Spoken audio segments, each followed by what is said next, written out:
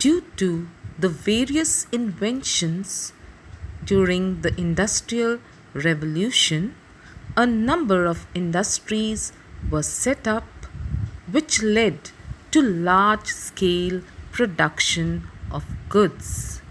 This large scale of production of goods, these goods that were produced in large quantities had to be supplied to various parts of the world.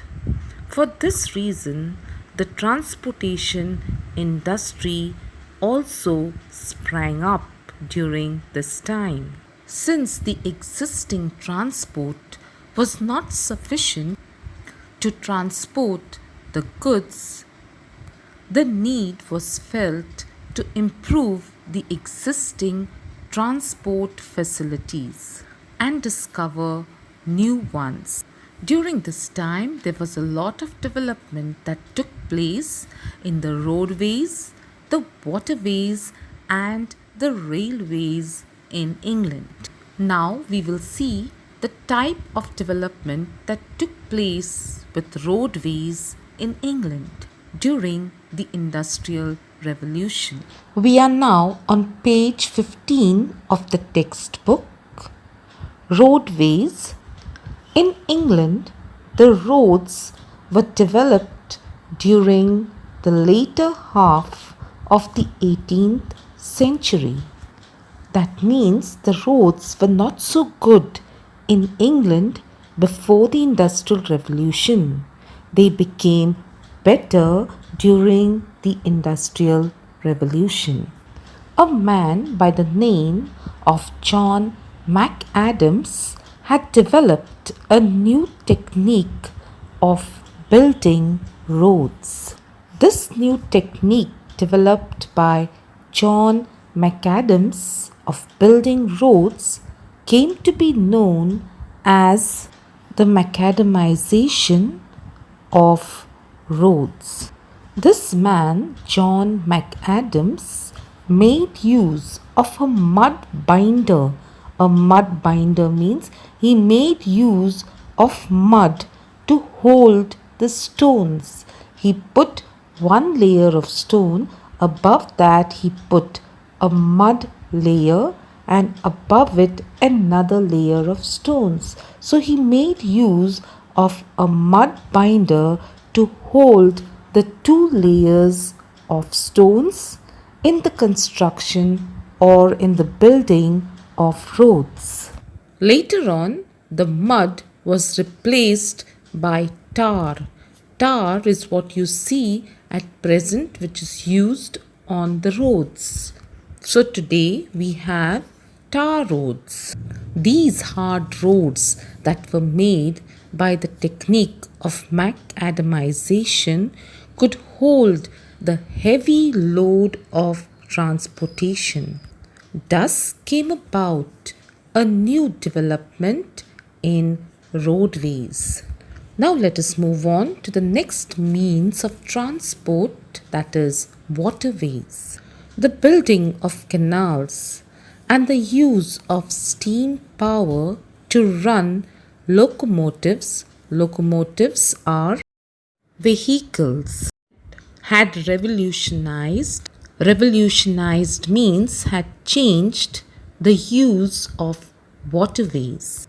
In 1761, the first canal was dug from Worsley to Manchester in England, and this canal was dug to help the boats to carry coal from the mine to the furnaces of Robert Fulton discovered the first steamboat called Clement. This boat covered a distance of 100 miles in just 32 hours from New York to Albany. Albany is in America, in North America. This was a great boon to the industry. Boon means it was a great plus point to the industry because now they could transport goods very easily. Now let us move on to the railways. The railways took a lot of time to find solutions to the problems of transportation. In 1830, the first railway line was laid between Manchester and Liverpool. The railways were economical and faster than the other means of transport. Economical means they were much cheaper than the other means of transport. Soon, a network of railways was set up in England and America. Even in India, the first railway line was laid in 1853 by Lord Dalhousie. Transport was not the only need of the Industrial Revolution. Besides transport, communication was also essential. Long distance communication was possible only because of the invention of the telephone by Alexander Graham Bell. The discovery of wireless telegraphy by Guglielmo Marconi and the idea of the penny post by Rowland Hills helped in the means of communication. Besides the revolution in transport and communication, there was also a revolution that took place in the field of agriculture. Now let us understand the changes that took place in the field of agriculture during the Industrial Revolution. The changes in the cultivation of land, which is termed as the Agricultural Revolution, is also considered as a part of the Industrial Revolution. The Agricultural Revolution included many things like the introduction of new machines, new crops, use of fertilizers and implements. There was also an improvement in stock breeding. Stock breeding means the rearing of animals. A man by the name of Jethro Tull started the scientific cultivation of crops and invented a seed drill and a horsepower hoeing machine, which were used for cultivation. Townsend invented the system of crop rotation. According to this system, different crops were grown on the same land to maintain the fertility of the land. Bakewell invented the scientific breeding of animals. The use of new techniques in agriculture helped to improve the quality and the quantity of agricultural products. The use of new crops, new fertilizers, drainage of wasteland helped or benefited the farmers. The use of scientific knowledge in agriculture helped the farmers to produce more with less efforts. These new methods of farming could be used only on large farms. So, this led to the enclosure movement.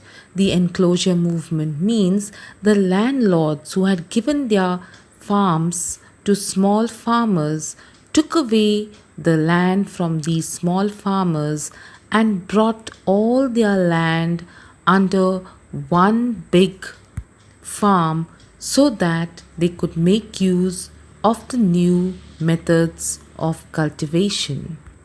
This was a great disadvantage to the small farmers who lost their small pieces of land. So, these small farmers who lost their small pieces of land now moved to the cities in search of employment. You all know that as the Industrial Revolution was going on in England, at the same time, England was ruling over India. So now let us see the impact of the Industrial Revolution on British India.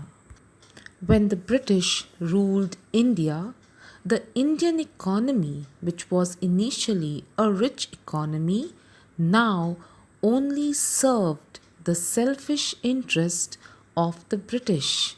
The British would not allow the Indians to sell their raw material or their finished goods to anybody else except to the British. The British made use of their political supremacy to take away all the raw material from India to England. The British would purchase the raw material in India at a very low rate and sell their finished goods, which they produced in England, at a very high price in India. So now, instead of manufacturing goods, India was only exporting raw material to England, and that too at a very cheap rate. It is said that the British industries were fed with the raw material from India.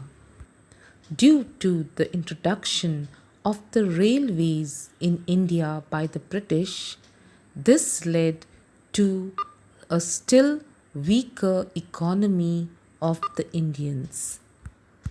Now the railways would go to the remotest parts of India and collect the raw materials. The railways were used by the British at a cheaper rate, but if the Indians wanted to use the railway to transport their goods, they had to pay a higher price.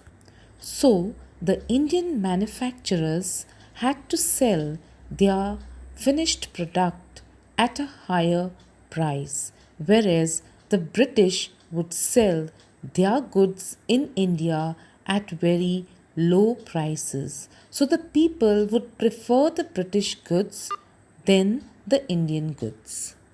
Since the British goods were cheaper, there was a greater demand for the British goods, and so the Indian industries were about to close down.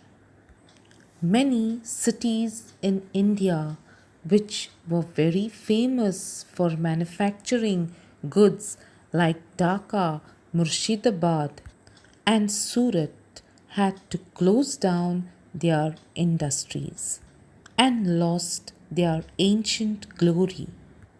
This deindustrialization in India led to large scale poverty among the Indians. Many of the Indian artisans who used to manufacture different kinds of goods now went back to agriculture because nobody was buying the goods that they used to manufacture, since the manufactured goods were much more expensive than the British goods. So there was an overcrowding in the field of agriculture. This led to more poverty among the Indians.